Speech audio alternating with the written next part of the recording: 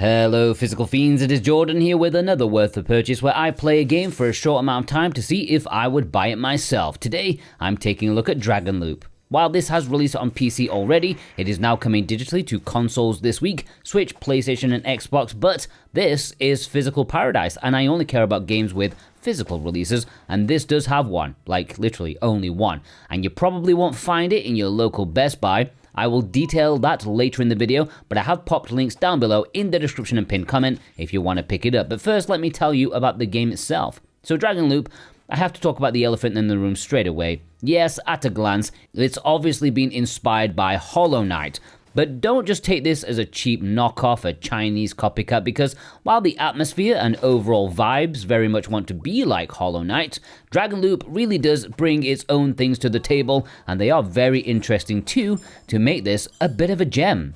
So it's a metroidvania. You play as a young dragon girl called Xi, who can grab things from afar and bring herself towards it, whether it be an enemy or a glowing orb. It's a bit like Bionic Commando, but you can only do it forwards. This in itself is a cool mechanic, as you can use it to fling yourself a bit higher, using enemies as pseudo platforms to get to places your normal jump won't allow, or even go through walls, sometimes one way. In fact, traversal in this game is quite fun. In the handful of abilities I've unlocked so far, it's been great using them. The pufferfish is a weird thing to throw into the game, but how it's used in helping you get to places has been quite inventive. It is also a solid offensive weapon too, so I like the pufferfish.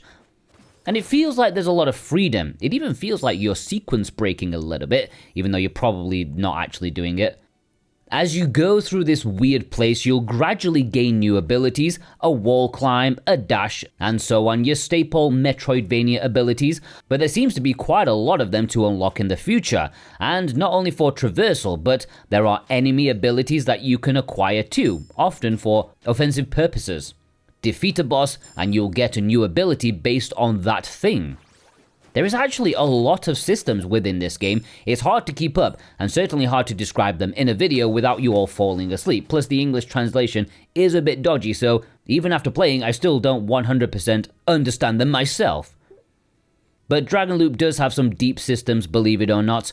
The combat is a lot of fun as you use everything to your advantage. It's not difficult, at least not so far, but where the brutality comes from is the boss fights. They are pretty nuts. They are a massive wake-up call.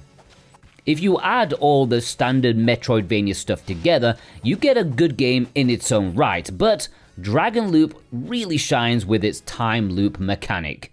In this dungeon place, there are 5 days to see the ending.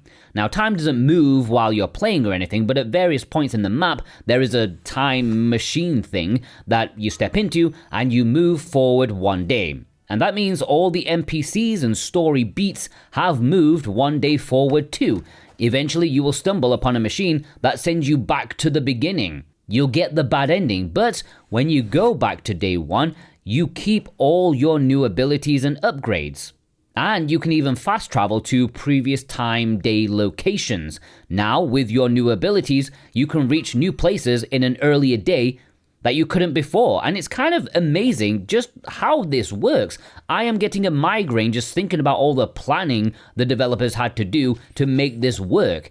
It feels so free and so random, but that means it's actually planned to perfection.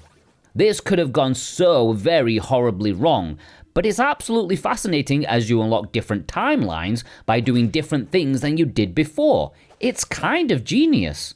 And there is definitely freedom here because one time I fought a boss and I lost, of course I did. So when I respawned, I decided to go in a different direction to see what was up there that I didn't go before. And I ended up moving the day forward and skipping that boss fight. I went back to where he should be, but because the day was different, he wasn't there this time.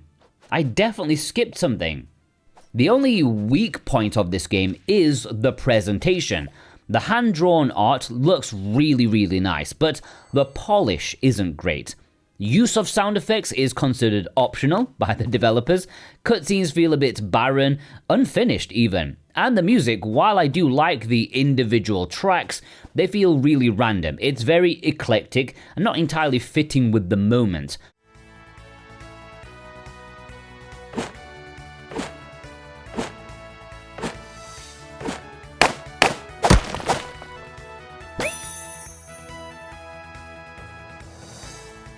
and the English translation, as I've stated, while serviceable, is not the smoothest.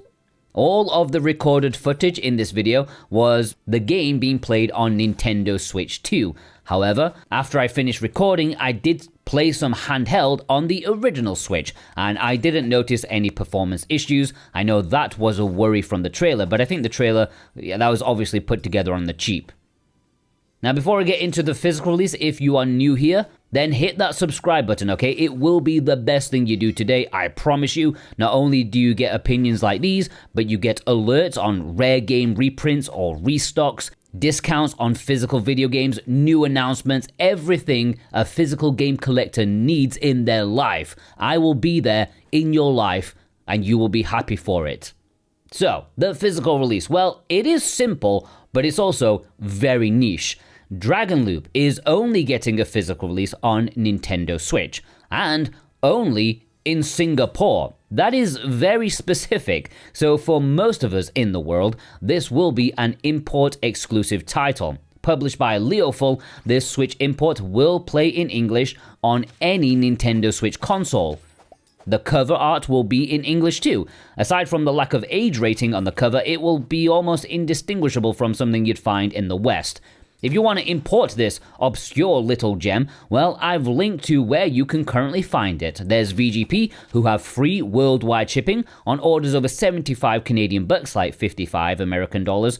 They're a fantastic company. Plus, there is Play Asia, a very popular import website. And if you click my Play Asia link, not only do you support me, but I can support you too, because clicking the link means you can get 5% off by using my code Jordan2026. But remember, you have to click my link first, otherwise it won't work.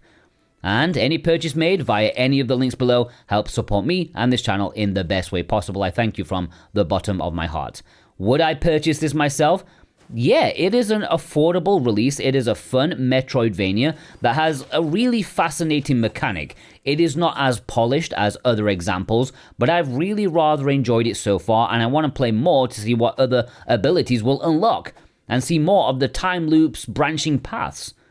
Don't think too much of this being a knockoff Hollow Knight. It's definitely its own thing, and I think it is worth a purchase. How about you? Have you pre-ordered this already? Or has this video persuaded you or dissuaded you from adding it to your collection? Let me know in the comments below. Go check out some of my other videos. As I said, if you like physical video games, this is the place to be, guys. And I hope you all have a fantastic day. Take care.